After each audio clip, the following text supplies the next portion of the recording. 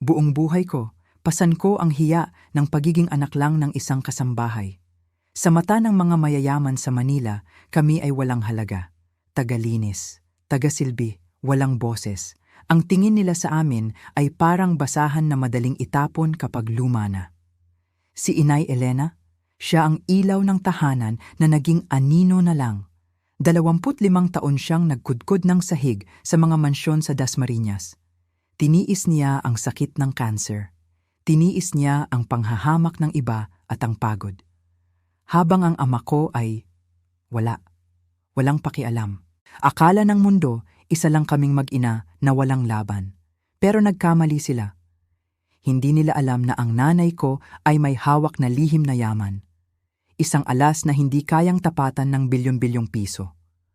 Ang tinatawag nilang katulong, siya pala ang nag-iisang babaeng minahal ng bilyonaryong si Ricardo Cortez at ang ebidensya ay nakaukit mismo sa kanyang pulso. Ngayon, babawiin namin ang aming dangal. Ito ang kwento kung paano lumuhod ang pinakamayamang lalaki sa Pilipinas sa harap ng isang munting kasambahay. At sisiguraduhin kong malalaman ng lahat ang katotohanan. Kayo ba? Naranasan nyo na bang maliitin ng iba bago nila nalaman kung sino talaga kayo? Kwentuhan mo ako sa comments. Kung handa na kayo sa kwentong pupukaw sa inyong puso, pindutin ang like at simulan na natin. Kabanata 1. Ang dalawang mukha ng aking mundo. Ako si Lucia. Nagtatrabaho ako bilang isang waitress sa isa sa pinakamahal at pinakasikat na restaurant dito sa Bonifacio Global City. Karamihan sa mga gabi, nagsisilbi ako sa mga sikat na artista, sa mga CEO ng malalaking kumpanya, at sa mga politiko. Sila yung mga taong gumagastos ng mas malaki sa isang hapunan kaysa sa kinikita ko sa loob ng isang linggo. Lagi akong nakangiti. Profesional ako. Hindi ako humihingi ng autograph. Hindi ako gumagawa ng eksena. Trabaho lang. Pero sa likod ng aking ngiti, may itinatago akong bigat na halos dumurog sa akin. 3 buwan na ang nakararaan. Nagbago ang lahat nung pumasok sa restaurant si Ricardo Cortez. Kung hindi niyo kilala ang pangalan, siya lang naman ay nagkakahalaga ng mahigit 200 bilyong piso. Isang tech mogul. Nasa listahan ng pinakamayaman sa Pilipinas. Galing sa hirap at nagsumikap hanggang sa makarating sa tuktok. Nag-request siya ng private table. Kakain daw siya mag-isa. Kakaiba iyon para sa isang taong kasing sikat niya. Ako ang naatasang magsilbi sa kanya. Dinalhan ko siya ng tubig. Kinuha ko ang order niya. Nanatili akong tahimik at hindi kapansin-pansin. Gaya ng dapat gawin ng isang magaling na server. Pero nung inilapag ko ang pagkain niya, nakita ko ang pulso niya. May maliit na tattoo. Isang pulang rosas na may mga tinik na nakapulupot sa hugis ng infinity symbol. Tumigil ang tibok ng puso ko. Ang nanay ko ay may eksaktong kaparehong tattoo, parehong disenyo, parehong pwesto, parehong kaliwang pulso. Buong buhay ko, tinatanong ko si nanay tungkol doon. Hindi siya kailanman nagpapaliwanag. Ang lagi lang niyang sinasabi, galing yan sa panahong wala ka pa sa mundo, anak. Kaya, ginawa ko ang isang bagay na hindi ko pa nagawa sa tanang buhay ko sa harap ng isang customer. Nagtanong ako ng personal na tanong. Pasensya na po, sir, pero ang nanay ko po ay may tattoo na kamukhang-kamukha ng sa inyo. Ano po ang ibig sabihin niyan? Natigilan si Ricardo Cortez. Nanigas siya sa kinauupuan niya. Tapos, tinanong niya kung ano ang pangalan ng nanay ko. Nung sinabi ko ang pangalan ni nanay, nabitawan niya ang hawak niyang wine glass. Nabasag ito. At tumingin siya sa akin na parang nakakita siya ng multo.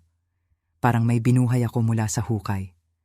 Bago tayo magtuloy-tuloy, naranasan niyo na bang makatuklas ng sikreto tungkol sa nakaraan ng magulang niyo na nagpabago sa tingin niyo sa kanila? Ay share niyo naman ang kwento niyo sa comments sa ibaba. At kung mahilig kayo sa mga kwento tungkol sa nawalang pag-ibig at pangalawang pagkakataon, mag-subscribe na kayo para hindi niyo ma-miss ang susunod naming kwento. Ngayon, hayaan niyong ikwento ko ang gabi kung saan ang isang tattoo ay nagbunyag ng kwentong 25 taon nang naghihintay ng katapusan. Umpisahan natin sa pinakamahirap na parte. Ang nanay ko ay naghihingalo. May breast cancer siya. Stage 4. Kumalat na sa lymph nodes at sa atay niya. Binigyan siya ng mga doktor ng 1 taon. Iyon ay 3 buwan na ang nakalilipas. Lumaban siya sa chemotherapy, sa radiation. Pero ang mahal ng gamot, sobrang mahal. Kahit may PhilHealth at insurance, ang babayaran namin ay nakakadurog pa rin. Ang nanay kong si Elena ay isang kasambahay. Naglilinis siya ng mga mansyon sa Dasmariñas at Forbes Park, mga bahay ng mayayaman. Ginawa niya ito sa loob ng 24 na taon, buong buhay ko. Hindi siya nagrereklamo, hindi humihingi ng tulong. Nagtatrabaho siya 6 na araw sa 1 linggo, minsan 7. Pero ngayon, hindi na niya kaya. Masyado na siyang mahina, masyado na siyang may sakit. Kaya ako ang nagtatrabaho. Double shift sa restaurant, almusal at hapunan. Minsan tanghalian kung kailangan nila ako. Nakakapag-uwi ako ng siguro 2,000 piso sa tips kung swertehin. Hindi ito sapat. Pero ito lang ang meron ako. Biyernes ng gabi noon, katapusan ng Oktubre. Puno ang restaurant. Bawat mesa ay may tao. Ganito ang dami ng tao sa BGC kapag Biyernes. Nasa 8 oras na ako ng trabaho. Masakit na ang mga paa ko. Pero nakapako ang ngiti sa mukha ko. 3 oras na lang. Makakauwi na ako. Hinila ako ni Josh, ang floor manager namin. Lucia, table 12, VIP. Nag-request siya ng privacy at ng pinakamagaling na server natin. Ikaw yon, sabi ni Josh. Sino siya? Tanong ko. Si Ricardo Cortez. Kilala ko ang pangalan. Lahat naman siguro. Tech billionaire, self-made. Galing sa hirap pero nagpatayo ng software empire. Kumakain siya mag-isa? Tanong ko. Oo, nag-request siya ng private corner table. Walang gulo, serbisyo lang. Kuha mo? Opo sir. Kumuha ako ng pitsil ng tubig at naglakad papunta sa table 12. Nakaupo si Ricardo Cortez habang nakatalikod sa pader. Nasa mid-40s siguro. Ang buhok niya ay nagsisimula ng pumuti. Maayos manamit pero hindi magarbo. Naka-charcoal suit, walang kurbata. May binabasa siya sa cellphone niya. Mukha siyang malungkot. Iyon ang salitang pumasok sa isip ko. Malungkot. Magandang gabi po, sir. Ako po si Lucia. Ako po ang magsisilbi sa inyo ngayong gabi. Ano pong gusto niyong inumin? Tumingala siya. Pagod ang mga mata. Red wine, kahit anong mairekomenda mo. Ang Bordeaux po ay mahusay, sabi ko. Sige, ayos na yon. Nagsalin ako ng tubig, naglapag ng tinapay, halos hindi niya napansin. Nakatingin lang siya sa labas ng bintana, sa skyline ng Makati. Ang mga mayayamang kumakain mag-isa ay laging nagpapalungkot sa akin. Nasa iyo na ang lahat, pero nakaupo ka sa isang mamahaling restaurant nang nag-iisa sa isang Biyernes ng gabi. Anong saysay nun? Dinala ko ang alak, kinuha ang order niya. Filet mignon, medium rare, asparagus, simple lang. Salamat, sabi niya ng mahina. Walang anuman po, ilalabas ko na po ito agad. Tumalikod na ako para umalis. At doon ko nakita, ang kaliwang kamay niya ay nakapatong sa mesa. Bahagyang umangat ang manggas ng coat niya. Isang tattoo, maliit, detalyado. Isang pulang rosas na may mga tinik na nakapulupot sa hugis ng infinity. Napasinghap ako. Kilala ko ang tattoo na iyon. Nakikita ko ang kaliwang pulso ng nanay ko araw-araw sa buong buhay ko. Kapag nagluluto siya, kapag sinusuklay niya ang buhok ko nung bata pa ako, kapag niyayakap niya ako, kapag inaabot niya ako sa kabilang ibayo ng mesa, laging nandoon ang tattoo. Isang pulang rosas, mga tinik na bumubuo ng infinity symbol. Kupas na ito ngayon. Ang pula ay hindi na kasing tingkad gaya ng dati. Pero kitang-kita pa rin. Tinanong ko siya tungkol dito noong 7 taong gulang pa lang ako. Nanay, ano po ang ibig sabihin niyan? Galing ito sa matagal ng panahon anak, bago ka pa ipanganak. Pero ano pong ibig sabihin? Ang ibig sabihin, ang pag-ibig ay maganda, pero masakit, at tumatagal ito magpakailanman. May minahal po ba kayo? Tanong ko. Mahal kita anak? May iba pa po ba? Ngumiti siya ng malungkot. Noon? Oo, matagal na panahon na. Ang tatay ko po, anong nangyari sa kanya? Wala na siya, yun lang yun. Sige na, maglaro ka na. Hindi na siya muling nagsalita tungkol dito. Tuwing magtatanong ako, Iniiba niya ang usapan. Kalaunan, tumigil na ako sa pagtatanong, pero hindi ako tumigil sa pagtataka. At ngayon, dito sa restaurant na ito, isang bilyonaryo na hindi ko pa nakikilala kailanman ay may eksaktong kaparehong tattoo, parehong disenyo, parehong pulso. Ano ang tsansa na mangyari ito? Nakatayo ako doon, nanigas, nakatitig sa pulso niya. Napansin niya ako. May problema ba? Pasensya na po, hindi ko po dapat sabihin ito, hindi po profesional, pero hindi ko po mapigilan. Huminga ako ng malalim.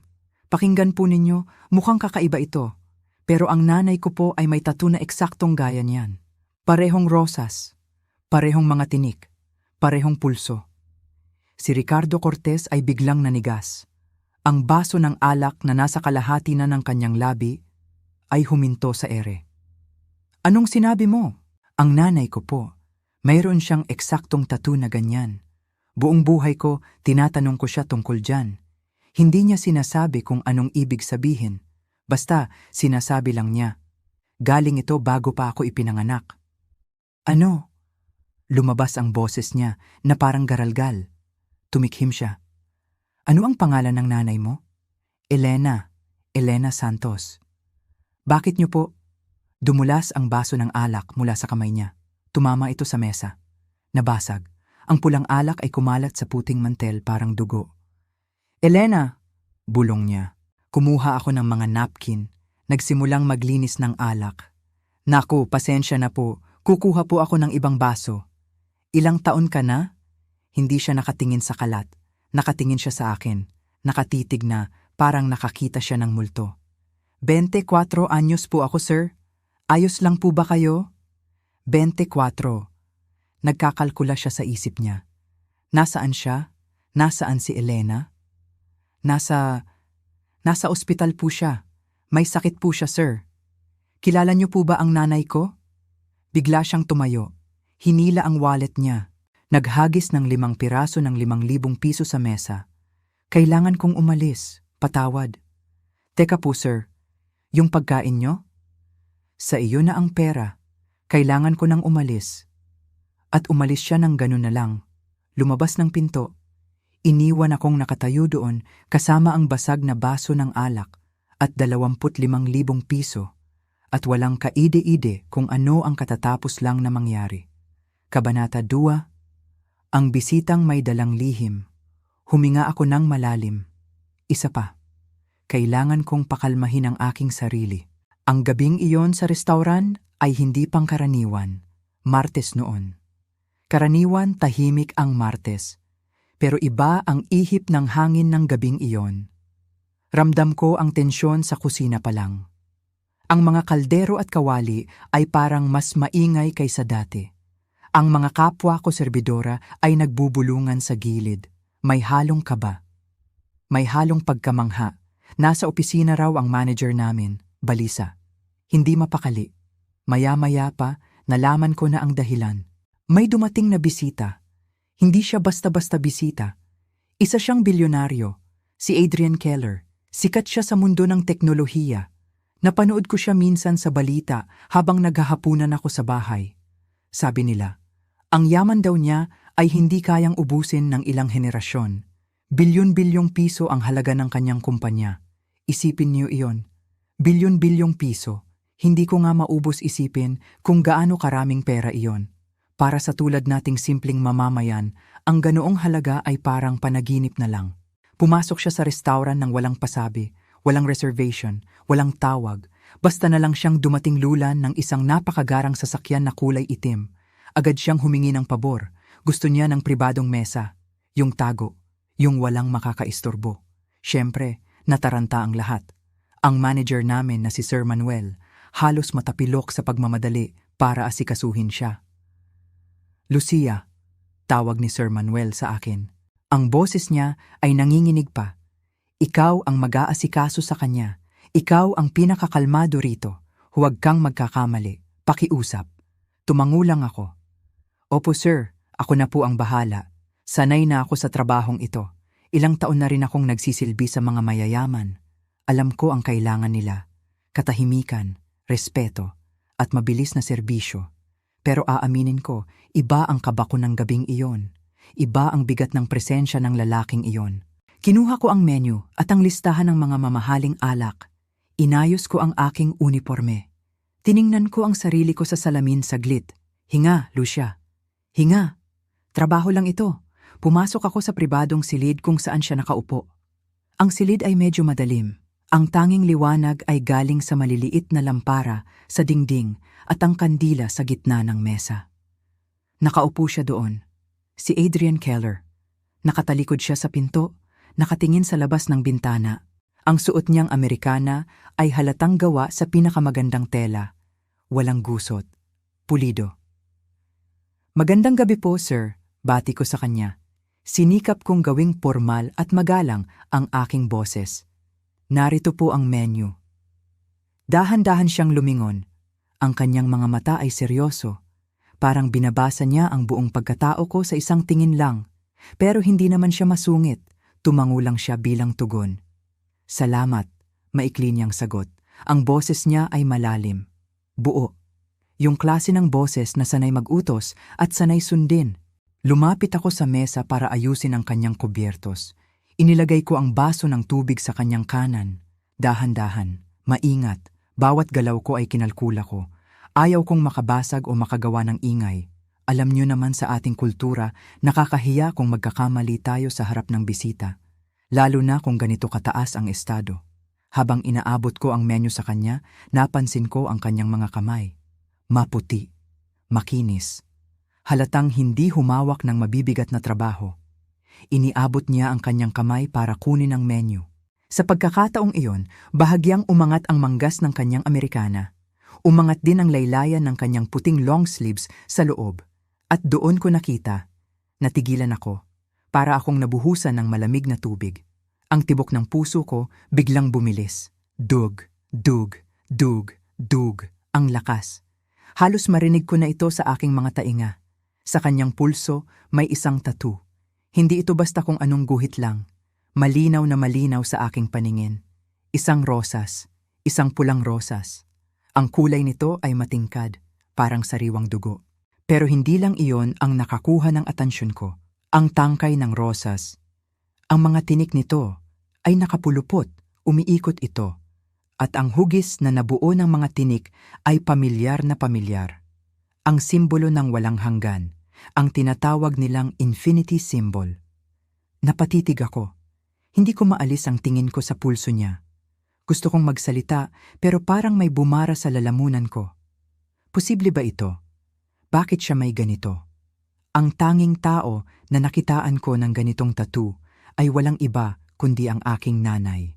Bumalik sa isip ko ang alaala ni nanay. Nakikita ko siya sa aking alaala, nakaupo sa lumang silyang yantok sa aming probinsya. Hapon noon, tinutupi niya ang mga labada. Bata pa ako noon, siguro mga 7 taong gulang pa lang. Nakita ko ang tattoo sa pulso niya. Nay, tanong ko noon sa kanya, ano po yan? Ang ganda po ng bulaklak. Naalala ko pa kung paano niya biglang tinakpan ang kanyang pulso. Tumingin siya sa akin. Ang mga mata niya ay malungkot, may takot. Wala ito, anak, sabi niya sa mahinang boses. Huwag mo na itong intindihin, luma na ito. Hindi na siya nagpaliwanag pa. Kahit kailan, hindi niya ikinuwento kung saan galing ang tattoo na yon. Kahit noong malaki na ako, sa tuwing tatanungin ko siya, iniiba niya ang usapan. O kaya naman ay tatahimik na lang siya at titingin sa malayo. Hanggang sa namaya pa siya, dinala niya ang lihim na yon sa hukay. At ngayon, heto ako. Nakatayo sa harap ng isang bilyonaryo. Isang lalaking taga-ibang mundo kumpara sa amin. At nasa pulso niya ang eksaktong tatak na nasa kamay ng nanay ko. Parehong-pareho, ang pulang rosas, ang mga tinik, ang hugis na walang katapusan. Hindi ako maaaring magkamali. Nakaukit na sa isip ko ang larawan na iyon simula pagkabata. Miss? Nagulat ako. Nabalik ako sa kasalukuyan. Nagsalita pala si Mr. Keller. Nakatingin siya sa akin, nagtataka kung bakit ako nakatunganga. Mabilis akong kumilos. Paumanhin po, sir, sabi ko. Yumuko ako ng bahagya para itago ang aking mukha. Ayaw kong makita niya ang gulat sa aking mga mata. May napili na po ba kayo? Sinikap kong patatagin ang boses ko. Pero sa loob-loob ko, nanginginig ang buong kalamnan ko. Ang utak ko ay punong-puno ng mga tanong. Sino ka ba talaga, Adrian Keller? Ano ang koneksyon mo sa nanay ko? Paano nagkaroon ng parehong marka ang isang bilyonaryong katulad mo at ang isang simpleng probinsyana na katulad ng nanay ko? Imposible naman na nagkataon lang ito. Masyadong detalyado ang disenyong iyon. Masyadong kakaiba. Umorder siya ng pagkain. Isang simpleng steak at isang baso ng red wine. Tumango ako at isinulat ko ito sa aking maliit na notebook. Pero habang nagsusulat ako, ang kamay ko ay nanginginig pa rin. Iyon lang po ba, sir? Tanong ko. Iyon lang, salamat, sagot niya. Ibinalik niya ang kanyang tingin sa bintana. Inayos niya ulit ang kanyang manggas at natakpan na muli ang tattoo. Nawala na sa paningin ko ang rosas, pero ang imahe nito ay nanatiling buhay na buhay sa isip ko. Nagpaalam ako at dahan-dahang lumabas ng pribadong silid. Pagsara ko ng pinto, napasandal ako sa dingding. Ang lamig ng dingding ay dumikit sa likod ko. Huminga ako ng malalim. Ang puso ko ay parang tambol sa lakas ng kabog. Kailangan kong malaman ang totoo. Hindi pwedeng wala lang ito. Ang nanay ko na buong buhay ay nanirahan sa Pilipinas, na namuhay ng simple at tahimik, ay may lihim na koneksyon sa taong ito? Tiningnan ko ulit ang pinto ng pribadong silid. Sa loob niyon ay naroon ang sagot, o baka naroon ang panganib. Hindi ko alam. Pero isa lang ang sigurado ako ngayong gabi. Ang pagdating ni Adrian Keller ay hindi isang aksidente. Ito ay tadhana. At ang tattoo na yon, ang rosas na may tinik, ay ang susi sa nakaraan ng aking pamilya. Isang nakaraan na pilit itinago ni nanay sa akin. Ngayon, kailangan ko itong buksan. Kailangan ko itong alamin. Kahit ano pa ang maging kapalit, naglakad ako pabalik sa kusina. Pero ang isip ko ay naiwan sa loob ng silid na iyon. Naiwan sa pulso ng bilyonaryo. Naiwan sa misteryong bigla na lang bumulaga sa akin. Ang gabing ito ay mahaba pa. At pakiramdam ko, nagsisimula pa lang ang tunay na kwento. Kabanata 3. Ang basag na salamin at ang bawal na tanong si Lucia sa kanyang pagiging mausisa ay hindi napigilan. Alam niya ang patakaran, ang bilin ng mga nauna sa kanya sa propesyon. Ngunit minsan, ang kuryosidad ay tila isang malakas na agos na humihila sa iyo palayo sa dalampasigan ng pag-iingat. Tinitigan niya si Adrienne, ang kanyang mga mata ay puno ng hindi masambit na katanungan. Ang mga guhit sa kanyang braso, ang kakaibang disenyo, ay tila may sariling kwento. Sir Adrian, nagsimula si Lucia, ang kanyang boses ay mahinahon ngunit may bahid ng determinasyon. Kung maaari lang po, maaari ko bang itanong, ang tungkol sa inyong tattoo? Natahimik si Adrian. Tila ang kanyang tingin ay lumayo, napunta sa malayo, sa mga bagay na tanging siya lamang ang nakakakita. Tumango siya, hindi pa rin inaalis ang tingin sa kawalan. Ito po kasi, patuloy ni Lucia, mas lalo pang lumakas ang loob. Ang disenyo po nito ay pamilyar po sa akin. Para pong mayroon din ang aking ina. Sa mga salitang iyon, tila may bumagsak. Isang malakas na pagkabigla ang gumuhit sa mukha ni Adrian. Ang kanyang mga mata ay biglang nagliwanag, hindi sa tuwa, kundi sa takot at pagtataka. Ang kanyang kamay na may hawak na baso ng alak ay biglang nanginginig. At sa isang iglap, nang walang babala, nahulog ang baso. Lagpak. Ang tunog ng basag na salamin ay umalingaw-ngaw sa katahimikan ng silid. Nabasag ang mamahaling baso, nagkalat ang pulang alak sa mamahaling alpombra. Tila kasabay ng pagkabaspag ng baso ay ang pagkabaspag din ng anumang pagpipigil na naroon kay Adrian. Ano ang pangalan ng ina mo? Ang tanong ni Adrian, ang kanyang boses ay biglang naging matigas, halos hindi makilala. Walang pag-aalinlangan, walang pagpapaligoy-ligoy. Natigilan si Lucia. Ang kanyang puso ay kumabog ng malakas. Hindi ito ang inaasahan niyang tugon. Julia po, sagot niya. Ang kanyang boses ay nanginginig. Ang pangalan niya po ay Julia. Sa pagbanggit ng pangalang Julia, tila lalong nagdilim ang mukha ni Adrian. Mabilis siyang tumayo, ang kanyang mga mata ay parang mga nagbabagang uling. Lumapit siya sa mesa kung saan naroon ang pitaka ni Lucia, naglabas ng pera. Ito ay hindi maliit na halaga. $500 na Amerika o ang katumbas nito sa Philippine peso na marahil ay aabot sa mahigit 20,000 piso. Inilapag niya ito sa mesa, walang imik. Ito, sabi ni Adrian, ang kanyang tinig ay halos pabulong na lamang, ngunit may puwersa para sa iyo. At bago pa man makapagsalita muli si Lucia, bago pa man niya maintindihan ang lahat, dali-daling lumakad palabas si Adrian. Tila isang anino na biglang naglaho. Naiwan si Lucia na nakatitig sa basag na baso, sa nagkalat na alak at sa pera sa mesa. Ang kanyang isipan ay puno ng mga tanong. Sino si Adrian? Bakit siya nagulat sa tattoo? At bakit niya iniwan ang pera? Ang misteryo ay lalong lumalalim at si Lucia ay napapalibutan ng palaisipan na tila hindi niya kayang lutasin. Ang bawat piraso ng basag na salamin ay tila kumakatawan sa isang piraso ng katotohanan na hindi pa nabubunyag. Ang pulang alak na sumisimbolo sa buhay at dugo ay kumalat. Tulad ng mga katanungan na ngayon ay nasa isipan ni Lucia, hindi na mapipigilan.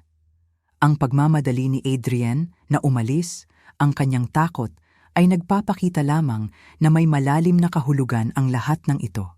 Isang bagay na matagal nang nakabaon at ngayon ay biglang nabuhay. Para sa mga nakatatanda nating kababayan, alam nyo na ang hirap ng pag-aalala sa mga bagay na matagal na nating pilit na kinalimutan. Minsan, ang mga alaala ay parang mga nakatagong kayamanan na ayaw nating mabuksan dahil alam nating may kasama itong sakit o kaya naman ay may takot na baka mabago ang lahat. Siguro, si Adrian ay may ganung karanasan. Ang tattoo na yon ay tila isang susi, isang pinto na ayaw niyang mabuksan dahil sa likod nito ay ang mga multo ng nakaraan. Sa kultura nating Pilipino, ang pamilya ay napakahalaga. Ang koneksyon natin sa ating mga magulang, lalo na sa ating mga ina, ay hindi matatawaran.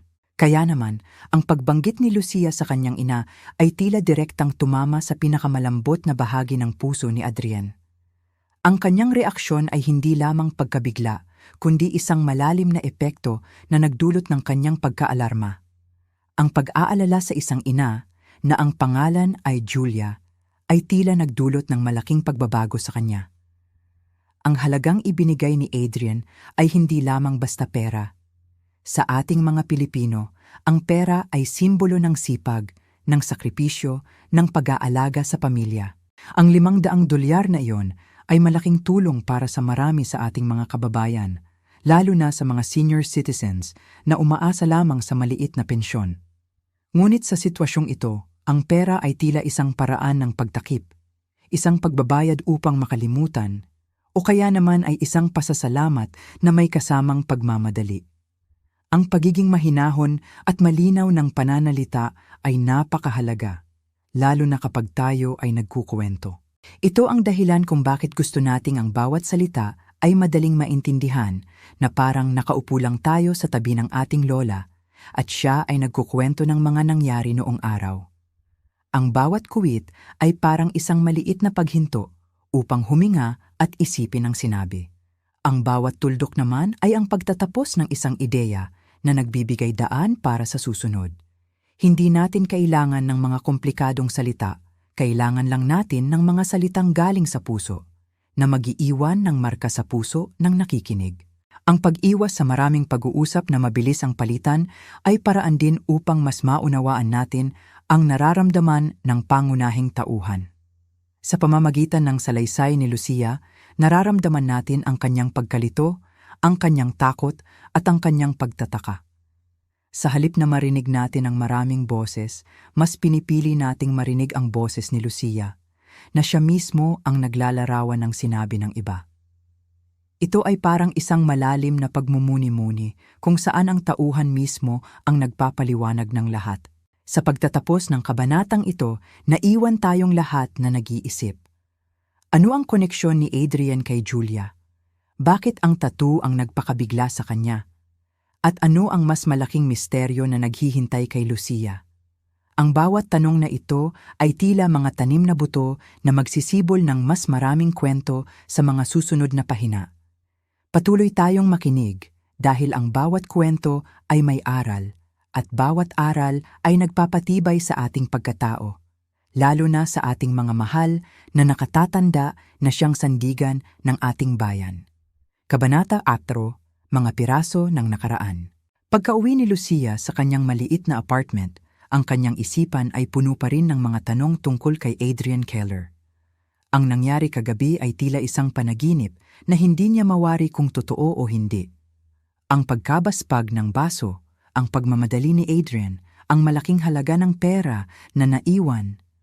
Lahat ng ito ay tila mga piraso ng isang palaisipan na naghihintay na mabuo. Habang umiinom ng mainit na tsaa, binuksan ni Lucia ang kanyang laptop. Ang kanyang mga daliri ay mabilis na nagtipa sa keyboard, naghahanap ng impormasyon tungkol sa Adrian Keller. Nais niyang malaman kung sino ang lalaking ito na nagdulot ng malaking kaguluhan sa kanyang pagkatao. Sa kanyang paghahanap, natuklasan ni Lucia na si Adrian Keller ay isang kilalang arkitekto. Siya ay matagumpay, may sariling kumpanya, at kilala sa kanyang husay at dedikasyon sa kanyang trabaho. Ngunit, ang mas nakakuha ng kanyang atensyon ay ang impormasyon tungkol sa kanyang personal na buhay. Si Adrian Keller ay biyudo. Mayroon daw siyang minahal na babae, isang pag-ibig na sinasabing for keeps, isang pag-ibig na hindi kailanman malilimutan. Ngunit ang babaeng ito ay namayapa na raw maraming taon na ang nakalilipas. Isang malamig na simoy ng hangin ang dumaloy sa silid ni Lucia. Ang kanyang puso ay kumabog ng mas mabilis. Paano kaya kung ang babaeng tinutukoy ay hindi si Lola Julia? O kaya naman, baka si Lola Julia nga, ngunit may ibang pangalan ang ginamit noon. Ang mga posibilidad ay tila naglalaro sa kanyang isipan, nagdudulot ng lalo pang pagkalito.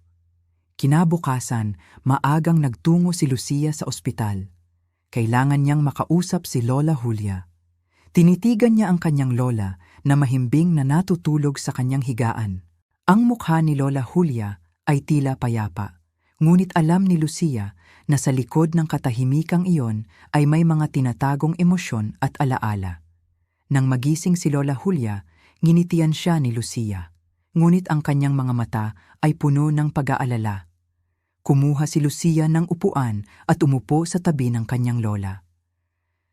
Lola, mahinang sabi ni Lucia, ang kanyang tinig ay puno ng pagmamalasakit. May gusto lang po akong itanong sa inyo. Tumango si Lola Julia, ang kanyang mga mata ay naghihintay.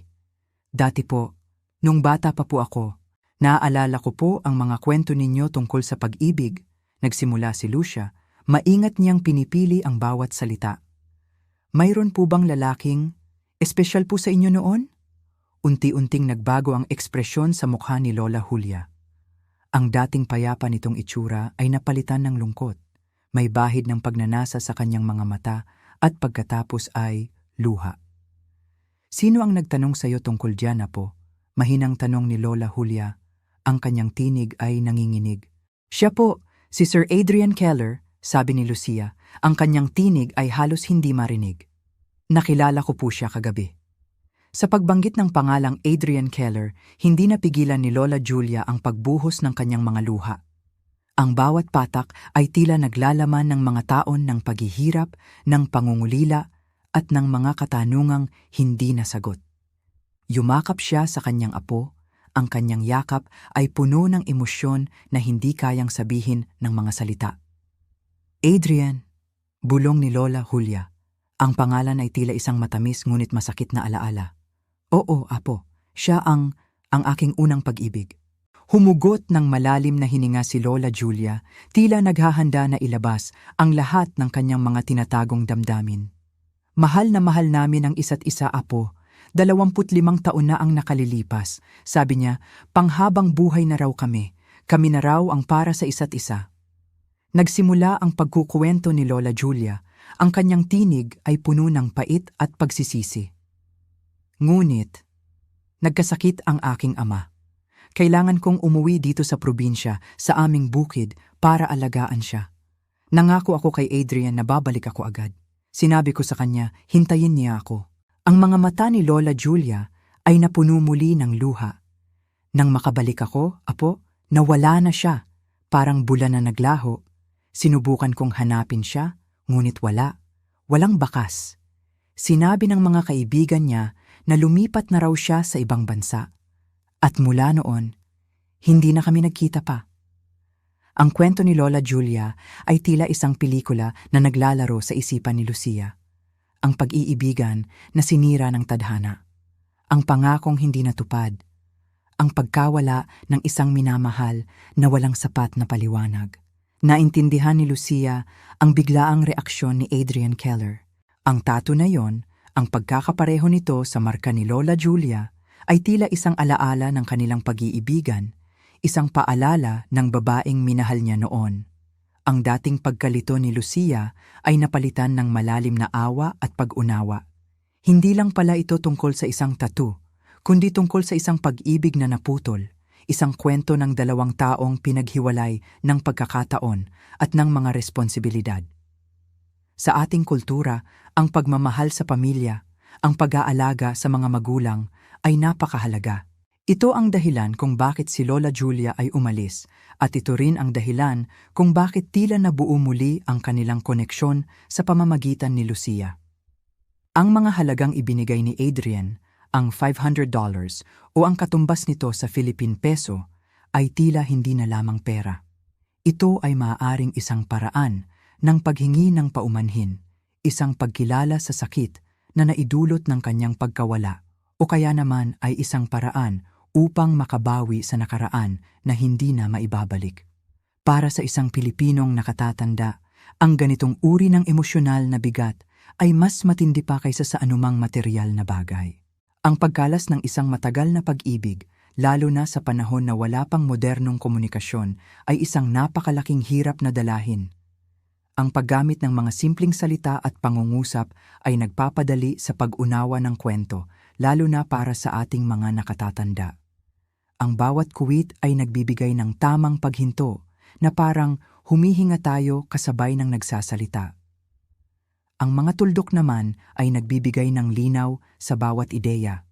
Ito ay nagbibigay daan upang ang AI voice ay makapagbigay ng tamang emosyon at himig sa pagkukwento na para bang tunay na tao ang nagsasalita. Ang pagpapahalaga sa salaysay ng pangunahing tauhan, si Lucia, at ang paglalarawan niya sa sinabi ni Lola Julia ay nagbibigay ng malalim na koneksyon sa nakikinig. Hindi tayo nalilito sa dami ng nagsasalita. Nararamdaman natin ang sakit at pag-asa sa pamamagitan ng mga mata at puso ni Lucia. Ito ang kagandahan ng pagkukwento na simple ngunit makahulugan. Sa pagtatapos ng kabanatang ito, mas lalong lumalim ang misteryo at ang emosyon. Alam na natin ngayon ang nakaraan ni na Adrian at Julia. Ngunit ano ang susunod na mangyayari? Magkikita pa ba sila? Ano ang magiging reaksyon ni Adrian sa malaman na si Lucia ang apo ng babaeng minahal niya? Marami pang katanungan ang nananatili at ang mga ito ay magtutulak sa atin na patuloy na magbasa at makinig, na may pag-asa na mabuo ang lahat ng piraso ng nakaraan. Kabanata 5. Ang sugo at ang liwanag ng pag-asa. Ang mga araw na lumipas ay tila mabibigat para kay Lucia at sa kanyang inang si Julia. Ang bawat paghinga, bawat tibok ng puso ay tila isang pakikipaglaban. Ang karamdaman ni Lola Julia ay hindi biro, at ang pag-aalala ni Lucia ay lalong lumalalim. Nararamdaman niyang parang ubos na ang kanilang pag-asa, na parang ang dilim ay tuluyan ng bumalot sa kanilang mga buhay. Isang araw, habang nakaupo si Lucia sa tabi ng ina at nagbabasa ng mga dasal, may kumatok sa pinto ng kanilang kwarto sa ospital. Hindi ito ang karaniwang tunog ng mga nurse o doktor. May kakaibang bigat ito, isang tunog na nagpahiwatig ng isang mahalagang bisita. Pagbukas ng pinto, isang lalaking nasa katanghaliang gulang ang bumungad. Ang kanyang ayos ay pormal, may suot siyang magandang barong Tagalog, at ang kanyang tingin ay puno ng paggalang. Magandang araw po. Bati ng lalaki, ang kanyang tinig ay malumanay at propesyonal. Ako po si Thomas Beck. Ako po ang abogado ni G. Adrian Keller. Napatingin si Lucia sa kanyang ina. Si Lola Julia, sa kabila ng kanyang kahinaan, ay tila nabuhayan ng kaunti. Ang pangalan ni Adrian Keller. Ang pangalang yon ay tila nagdala ng kakaibang enerhiya sa silid. Nakikiramay po ako sa inyong kalagayan, patuloy ni G-Beck. Ngunit nais ko pong ipabatid na si G. Keller ay nais kayong makilala. Matagal na rin po niyang hinahanap si Jinky Julia at hindi rin niya po ito natagpuan. Isang malalim na buntong hininga ang pinakawala ni G-Beck. Halos 25 taon na rin po siyang naghahanap sa kanya. Nang malaman niya ang tungkol sa inyo, sa pamamagitan ng isang hindi inaasahang pagkakataon, agad niyang ipinagbilin na puntahan ko kayo. Napakunot ang noo ni Lucia. 25 taon? Ang babaeng hinahanap ni Adrian Keller ay ang kanyang ina. Ito ay mas malalim pa sa kanyang inaasahan. Gusto po niya kayong makausap agad, dagdag ni G-Beck. Kahit pa po sa inyong kalagayan, nais niyang personal na makipag-usap sa inyo. Tumingin si Lucia sa kanyang ina. Nakikita niya ang halong pag-asa at takot sa mga mata nito. Ang matagal na pangungulila ay tila natatapos na. Kailan po? Mahinang tanong ni Lola Julia. Ang kanyang tinig ay halos hindi marinig, ngunit puno ng pagnanais. Ngayon na po, sagot ni G-Beck, may ngiti sa kanyang mga labi. Inihanda na po natin ang lahat, isang espesyal na pagpupulong ang isa sa ayos dito mismo sa ospital. Ang salitang espesyal na pagpupulong ay tila nagbigay ng kakaibang pakiramdam kay Lucia. Hindi lang ito isang simpleng pagbisita, kundi isang pagtitipon na matagal nang hinintay ng 2 taong pinaghiwalay ng panahon at ng mga pangyayari. Ang pagdating ni G-Beck ay tila isang anghel na nagdala ng pag-asa sa kanilang madilim na sitwasyon. Siya ang naging tulay, ang mensahero na magbubuklod sa 2 pusong matagal nang naghahanap sa isa't isa. Ang kanyang profesionalismo at pagiging kalmado ay nagbigay ng kapanatagan kay Lucia na sa mga sandaling iyon ay kailangan nila. Ang kanyang pagdating ay isang malinaw na senyales na ang mga pangyayari ay hindi na lamang basta nagkataon, kundi may mas malalim na kahulugan.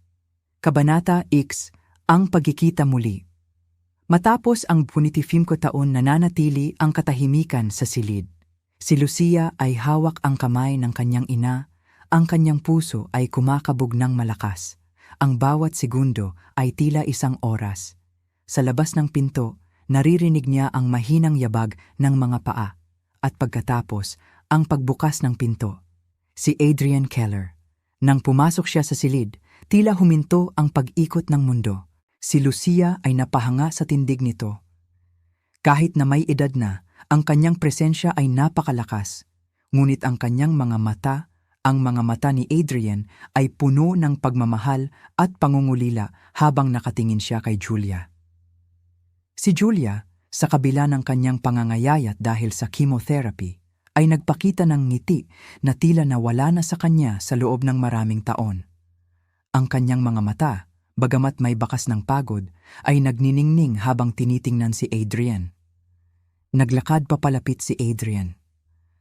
Ang kanyang mga hakbang ay tila may pag-aalinlangan, ngunit puno ng determinasyon. Nang makalapit siya sa kama ni Julia, hindi na niya napigilan.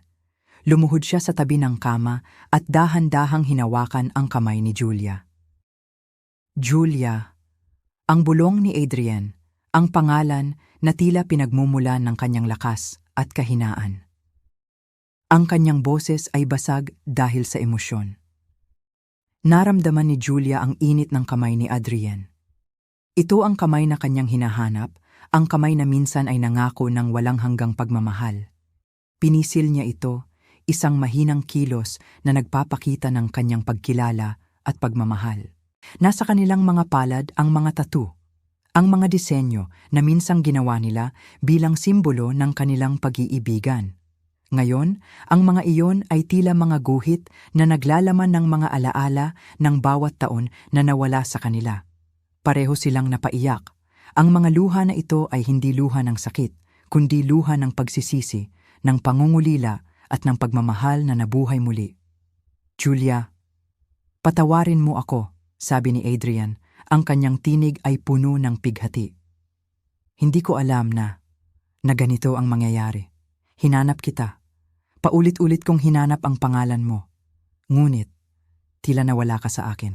Adrienne, sagot ni Julia, ang kanyang mga salita ay nahihirapan dahil sa hikbi.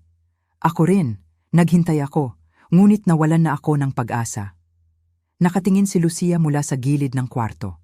Nakikita niya ang lalim ng pagmamahal ng dalawang tao, ang kanilang pagkahawak kamay, ang kanilang mga luha, ang pagkilala nila sa isa't isa sa kabila ng mga taon at pagbabago.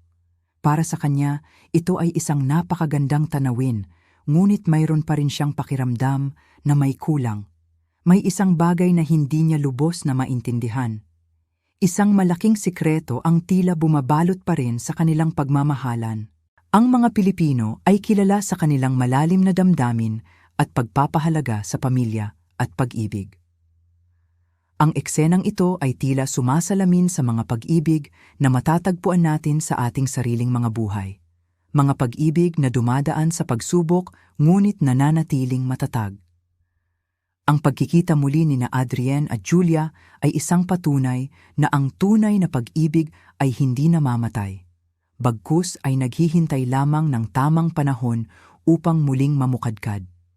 Ang kanilang mga luha, ang paghawak sa mga kamay, at ang pagkilala sa tattoo ay mga simbolong nagpapakita ng lalim ng kanilang koneksyon. Ang halaga ng pera na naiwan ni Adrienne kay Lucia ay hindi na gaanong mahalaga kumpara sa halaga ng pagkakabalik ng pagmamahal na ito. Ito ay isang patunay na ang ilang bagay ay hindi matutumbasan ng salapi. Ang paglalakbay na ito, mula sa pagkalito patungo sa pag-asa, ay nagbibigay ng inspirasyon sa bawat isa sa atin, lalo na sa ating mga nakatatanda na nakaranas na ng iba't ibang yugto ng pag-ibig at buhay. Kabanata 7. Ang nakakagulat na katotohanan. Pagkatapos ng napaka-emosyonal na pagkikita ni na Adrienne at Julia, ang hangin sa silid ay tila nagbago. May bigat, oo, ngunit mayroon ding kakaibang kuryosidad na bumalot kay Lucia. Si Adrienne, na tila nawala sa sarili habang kasama si Julia, ay biglang nagpakita ng mas seryosong mukha. Lumapit siya kay Lucia, ang kanyang mga mata ay seryoso at puno ng pag-aalala. Lucia, nagsimula si Adrienne, ang kanyang tinig ay mahinahon, ngunit may bigat. Maaari ko bang malaman? Kailan ang iyong kaarawan? Natigilan si Lucia. Bakit niya ituturo ang kanyang kaarawan? Ito ay isang personal na bagay. At bakit tila napaka-importante nito kay Adrienne, na ngayon lang niya nakilala ng lubusan? Ngunit dahil sa paggalang at sa nakikita niyang katanungan sa mga mata nito, sumagot siya. Ika-15 araw po ng Marso, sagot ni Lucia, ang kanyang boses ay bahagyang nanginginig. Taong 2000 po. Isang malalim na buntong hininga ang pinakawalan ni Adrienne. Ang kanyang mga mata ay tila nakakita ng isang bagay na hindi niya inaasahan. Ang kanyang mukha ay nagpakita ng pagkabigla, ng takot, at ng hindi makapaniwalang pagtataka. Tila may isang malaking bagay na bumabagsak sa kanyang isipan. Marso 15, 2000 ulit ni Adrienne, na para bang sinusubukan niyang iproseso ang impormasyon. Tumingin siya kay Julia, na nakatingin din sa kanya na may halong pagtatanong. Pagkatapos, hinarap muli ni Adrienne si Lucia. Ang kanyang tinig ay naging mas mababa, halos pabulong, ngunit puno ng bigat. Lucia, sabi ni Adrienne, alam mo ba, kung kailan umalis ang iyong ina papunta sa inyong probinsya noon? Naisip ni Lucia ang mga kwento ni Lola Julia. Ang pag-alis noon para alagaan ang kanyang ama. Sa aking pagkakaalam po, Lola, mga bandang kalagitnaan ng taong 1999 po, bumalik din po siya kalaunan.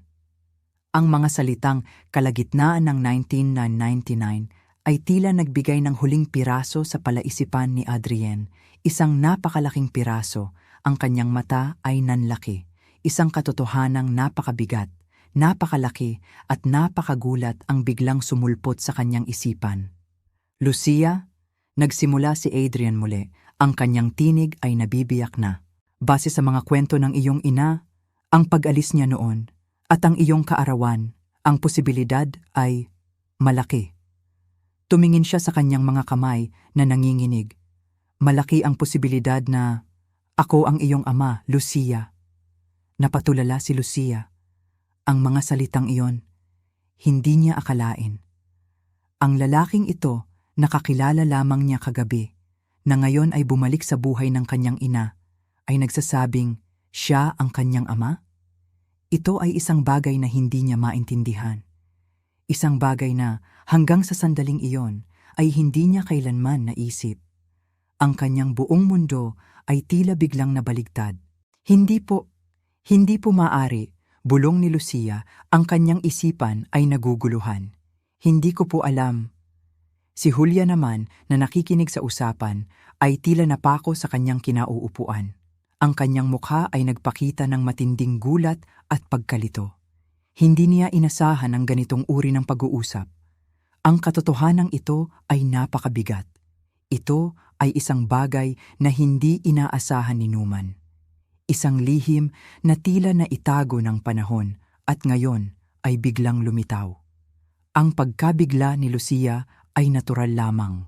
Sa edad na 24 na taon, hindi niya akalain na ang kanyang pagkakakilanlan ay magbabago ng ganito katindi. Ang pagiging anak ay isang malalim na konsepto, at ang malaman na ang isang estranghero ang maaaring tunay mong ama ay isang malaking hamon sa pagtanggap. Kabanata 8. Ang trahedya ng pagkakaiba ng oras, ang mga mata ni Adrienne ay puno ng determinasyon. Kailangan nilang malaman ang buong katotohanan. Muli, lumapit siya kay Julia, ang kanyang tinig ay puno ng pagmamakaawa at pag-asa.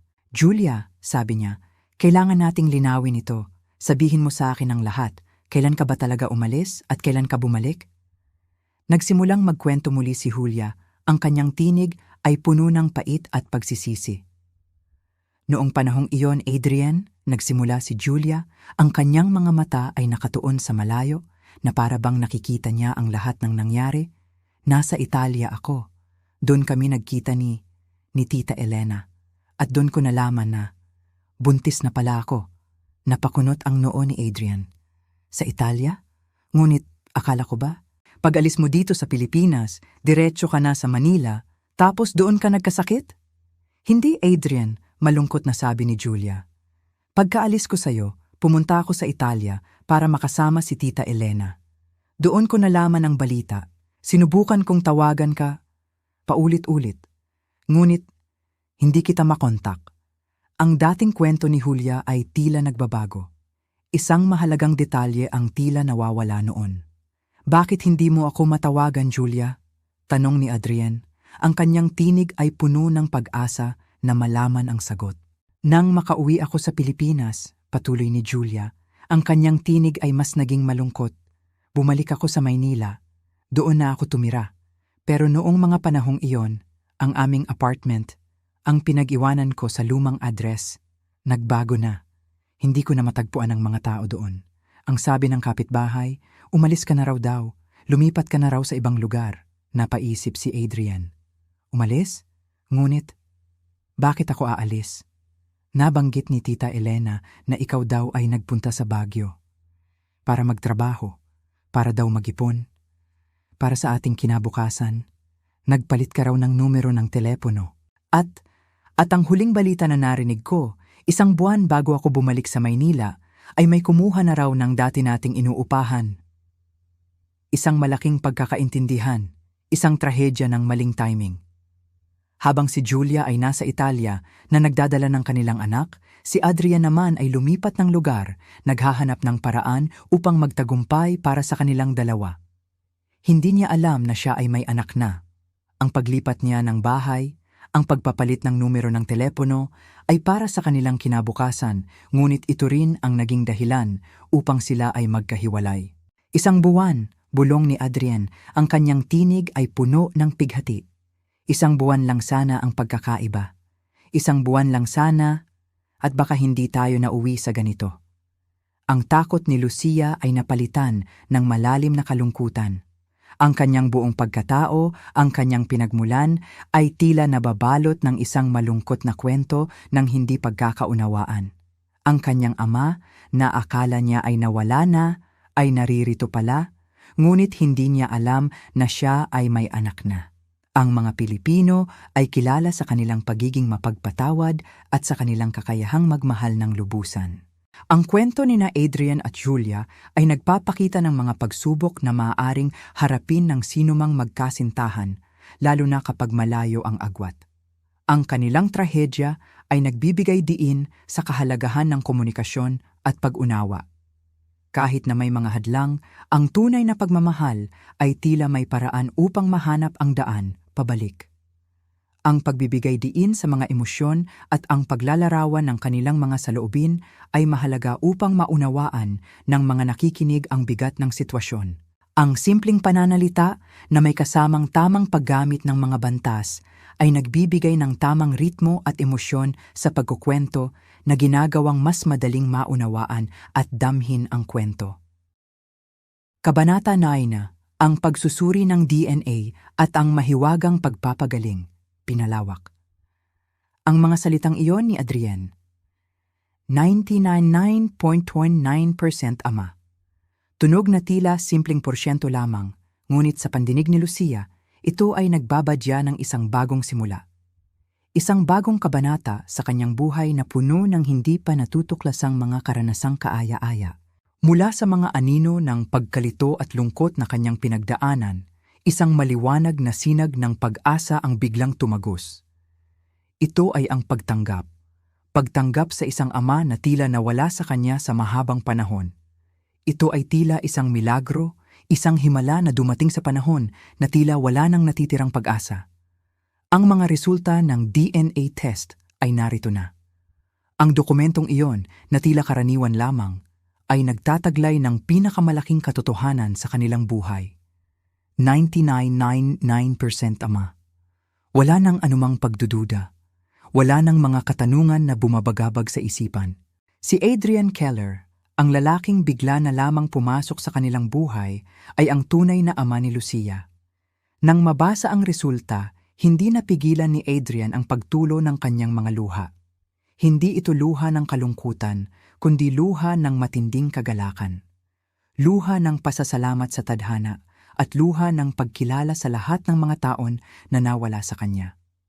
Tumingin siya kay Julia at sa mga mata ng babaeng kanyang minahal, nakita niya ang kaparehong damdamin na bumubukal.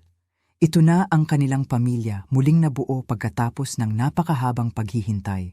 Isang pamilyang tila hinubog ng panahon at ng mga pagsubok. Julia, ang sabi ni Adrian, ang kanyang tinig ay puno ng damdamin na hindi kayang ilarawan ng mga salita. Ngayon alam na natin. Pwede na nating simulan ang lahat. Pwede na nating ipagpatuloy ang buhay na dapat sana'y magkasama tayo mula pa noon. At nagsimula nga sila. Hindi nag-aksaya ng panahon si Adrian. Gamit ang kanyang malaking yaman na naipon niya sa maraming taon ng pagsisikap, ang kanyang unang inisip ay ang kalusugan ni Julia. Ito ang pinakamahalaga sa kanya. Masusin niyang pinag-aralan ang mga pinakamahuhusay na ospital, ang mga pinaka-advanced na klinika hindi lamang dito sa Pilipinas, kundi maging sa ibang bansa. Ngunit dahil sa pagnanais na makasama si Julia sa kanyang pagpapagaling, pinili niya ang isa sa mga pinakamagagandang ospital dito mismo sa Pilipinas. Isang lugar na kilala hindi lamang sa ganda ng pasilidad, kundi pati na rin sa husay ng mga doktor at nurse. Dito, alam niyang masisiguro ang pinakamahusay na pangangalaga para kay Julia. Ang mga bayarin sa ospital, ang mga mamahaling gamot, ang mga espesyal na therapy na kinakailangan para sa kanyang kondisyon. Lahat ng ito ay walang pag-aalinlangan na sinagot ni Adrian. Hindi niya inisip ang gastos. Ang kanyang tanging hangarin ay ang makita si Julia na gumaling, ang makapiling niya ito sa pang-araw-araw, at ang makilala niya ang kanyang anak na si Lucia ng lubusan. Ang pagkilalang ito ay hindi lamang sa papel, kundi sa puso. Para naman kay Lucia, ang dumating na pagkilala kay Adrian ay nagbigay ng malaking ginhawa. Ang kanyang pag-aaral na napilitan siyang ipagpaliban dahil sa karamdaman ng kanyang ina ay maaari ng ipagpatuloy. Sa pamamagitan ni Adrian, binigyan siya ng pagkakataong makabalik sa paaralan. Ang mga nawalang taon, ang mga nawalang pagkakataon ay tila unti-unting nababawi. Mayroon na siyang ama, isang ama na hindi lamang naroon para sa kanya, kundi handang ibigay ang lahat ng kanyang makakaya para sa kaligayahan at kinabukasan ng kanyang pamilya. Ang pagtutulungan ni Adrienne at Lucia para sa kalusugan ni Julia ay nagpakita ng tunay na diwa ng pamilyang Pilipino, ang pagtutulungan at pagmamalasakitan. Ang pagiging magkasama ng buong pamilya sa kabila ng mga pagsubok ay nagbigay ng kakaibang lakas kay Julia. Ang suporta na kanyang natanggap mula kina Adrienne at Lucia ay naging parang pinakamabisang gamot. Ang pagmamahal na ipinadama nila sa kanya ay nagbigay sa kanya ng bagong pag-asa, ng bagong lakas upang lumaban. Ang kanyang katawan, na tila sumusuko na sa karamdaman, ay tila nabuhayan muli. Ang mga gamot na dati ay tila hindi na gaanong epektibo ay nagpakita na ngayon ng mas magandang resulta. Ang kanyang kondisyon na dati ay tila isang malaking pader na hindi matibag, ay unti-unting lumambot at nagpakita ng mga bitak kung saan maaaring pumasok ang liwanag. Ang mga doktor na dati ay tila may pag-aalinlangan, ay ngayon ay napapahanga sa mabilis na paggaling ni Julia. Sila ay nagsasabi na ang emosyonal na suporta, ang pagmamahal ng pamilya, at ang matibay na pag-asa ay napakalakas na puwersa sa proseso ng pagpapagaling. Ang pagbabalik ng pag-asa kay Julia ay hindi lamang nakatulong sa kanya, kundi pati na rin sa lahat ng nasa paligid niya. Ang dating malungkot at tahimik na mga araw sa ospital ay napalitan ng tawanan, ng mga kwentuhan at ng pagmamahalan. Si Adrienne ay madalas na bumibisita, hindi lamang upang dalhin ang mga bulaklak at mga sariwang prutas, kundi upang ibahagi rin ang kanyang mga karanasan sa labas, ang mga balita tungkol sa kanyang trabaho, at ang mga masasayang alaala na kanilang nabubuo bilang isang bagong pamilya. Si Lucia naman ay laging nandyan masigasig na nagbabasa ng mga kwento at tula para sa kanyang ina at nagkukwento tungkol sa kanyang mga kaibigan sa paaralan ang kanyang mga bagong karanasan na tila bumubuo ng isang mas masaya niyang pagkabata. Ang pagtanggap ni Adrienne kay Lucia bilang kanyang anak ay hindi lamang isang formalidad. Ito ay isang pagtanggap sa puso. Mula sa isang estranghero na bigla na lamang pumasok sa kanilang buhay, si Adrienne ay naging isang mapagmahal at maalaga na ama. Ang mga pagsubok na kanilang pinagdaanan, ang mga taon ng paghihiwalay ay tila nagpatibay lamang sa kanilang samahan. Ang mga piraso ng kanilang nakaraan na dati ay nagdulot ng sakit at pangungulila, ngayon ay nagsisilbing matibay na pundasyon ng kanilang bagong pamilya. Ang pag-iral ng isang ama na handang magmahal, umaruga, at ibigay ang lahat para sa kanyang pamilya ay isang malaking biyaya na hindi matatawaran. Para sa mga Pilipinong nakatatanda, ang pamilya ang siyang pinakamahalaga sa lahat. Ang pagkakabuo ng isang matatag na pamilya, ang pagtutulungan sa bawat isa, at ang walang sawang pagmamahal na ipinapakita ay mga bagay na lubos nilang pinahahalagahan at ginagaya.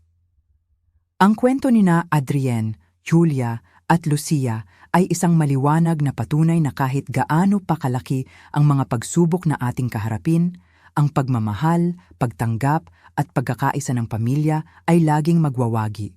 Ang kanilang paglalakbay ay isang malaking inspirasyon na ang mga milagro ay maaaring mangyari, lalo na kung ang puso ay puno ng pagmamahal at ang diwa ay matatag sa pagharap sa anumang hamon. Kabanata 10. Ang pangakong walang hanggan, 6 na buwan ang lumipas. 6 na buwan na puno ng pag-asa, pagmamahal at paggaling. Ang dating silid sa ospital, na minsan ay saksi sa lumbay at sakit, ay napalitan na ngayon ng saya at kapayapaan. Si Julia, na minsan ay tila isang mumunting kandila na malapit ng mamatay, ay ngayon ay nakatayo na. Ang kanyang mga mata ay nagniningning sa bagong sigla. Ang paggaling niya ay tila isang milagro, isang patunay na kahit ang pinakamadilim na gabi ay may katapusan at ang bawat simula ay laging may kasamang pag-asa.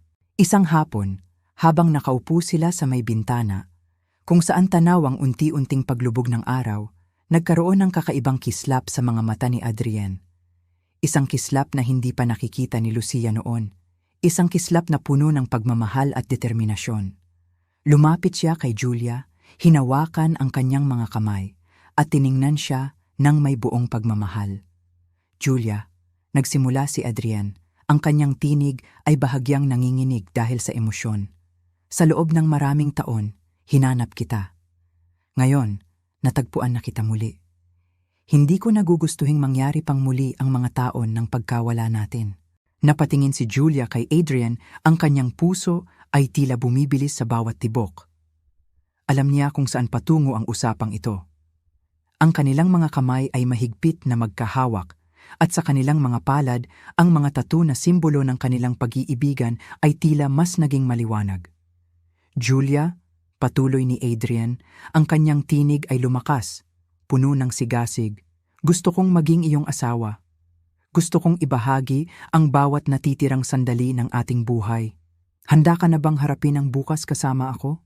Handa ka na bang tanggapin ang aking pangakong walang hanggan? Isang malaking ngiti ang gumuhit sa labi ni Julia.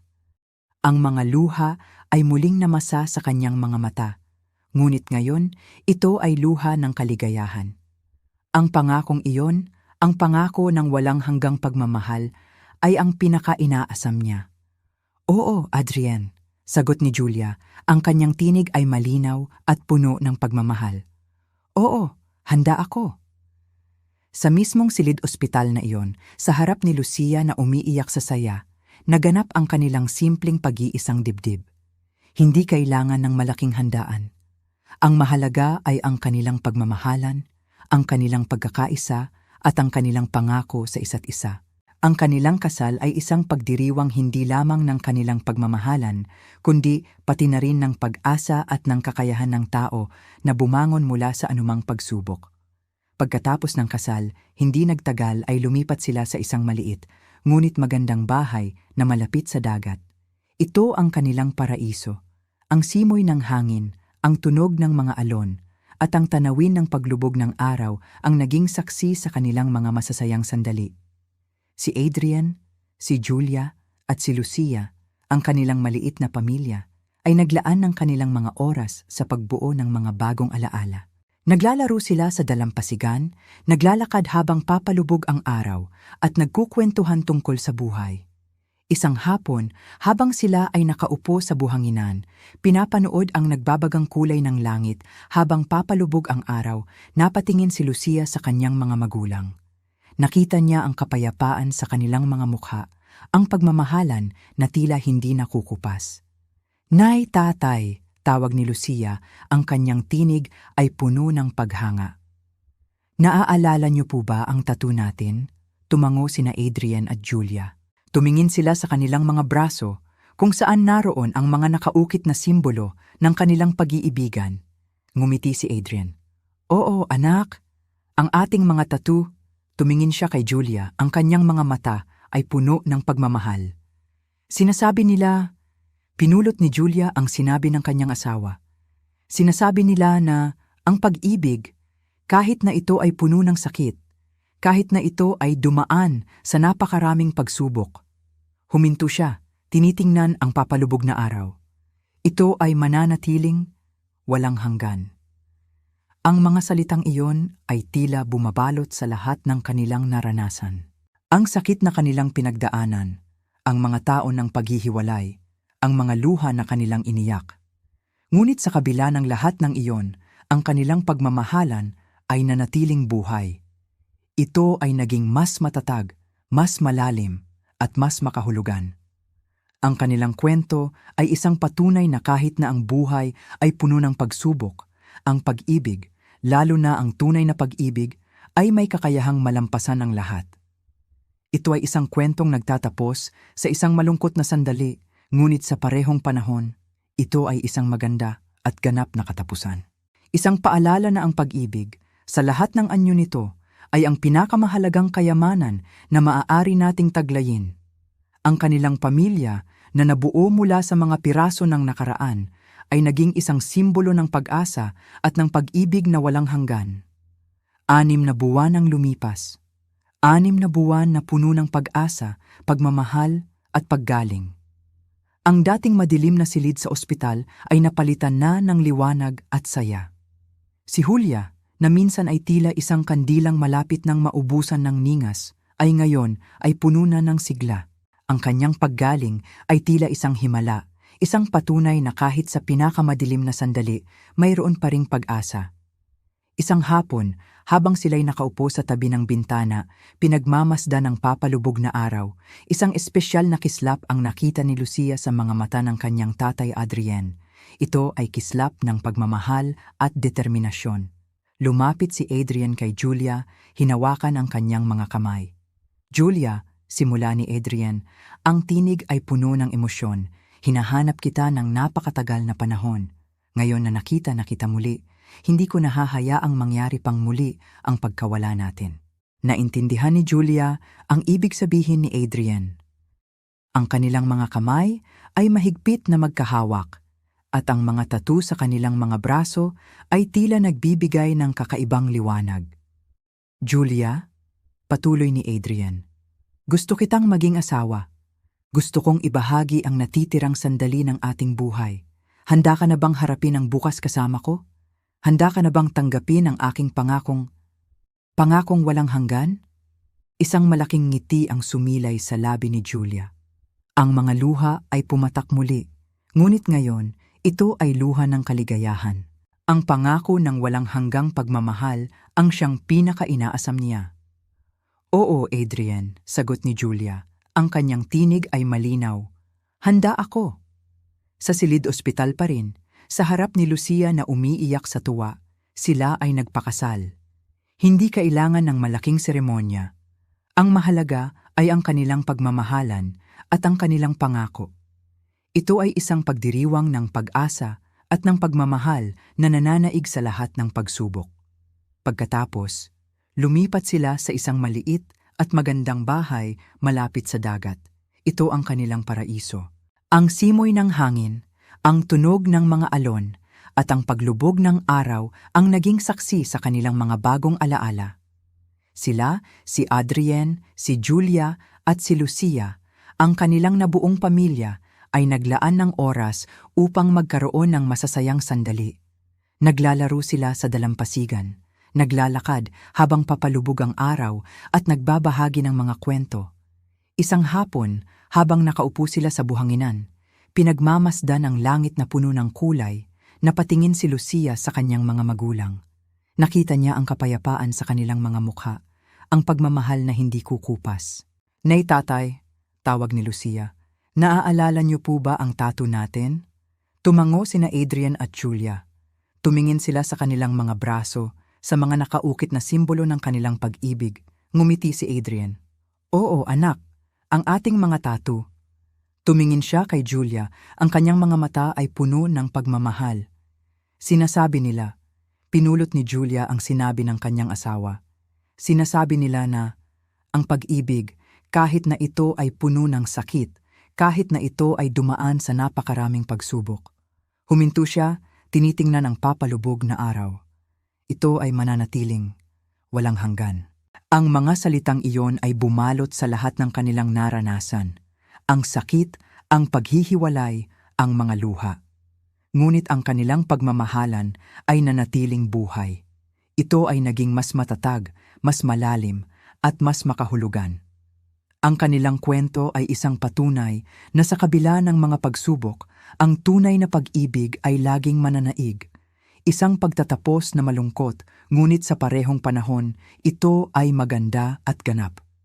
Isang paalala na ang pag-ibig sa lahat ng anyo nito ay ang pinakamahalagang kayamanan.